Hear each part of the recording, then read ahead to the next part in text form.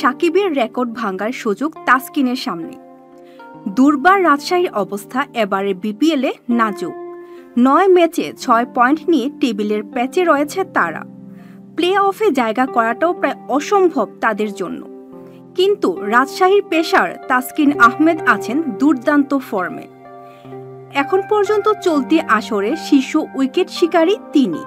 শুধু তাই নয়, তাসকিনের সামনে সুযোগ থাকছে বিপিএলের ইতিহাসে এক আসরে সর্বোচ্চ উইকেট শিকারী হওয়ার।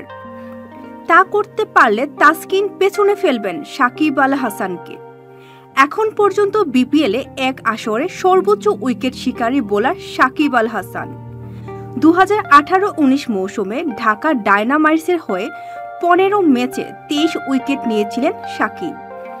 তবে চলমান বিপিএলে তাসকিনের উইকেট সংখ্যা 20, তাও আবার মাত্র 9 ম্যাচে। রাজশাহী যদি গ্রুপ পর্ব থেকেও বিদায় নেয়, তবুও তাসকিনের সামনে আছে 3 ম্যাচ। আর এই 3 ম্যাচে 4 উইকেট পেলেই ইতিহাস গড়বেন টাইগার এই পেসার। বিপিএলের ইতিহাসে এক আসরে দ্বিতীয় সর্বোচ্চ উইকেট শিকারী বোলার কেভন কুপার। ক্যারিবীয় এই পেসার 2015-16 মৌসুমে 22 উইকেট পেয়েছিলেন। তাসকিনও 2018-19 মৌসুমে সিলেটের হয়ে 22 উইকেট পেয়েছিলেন।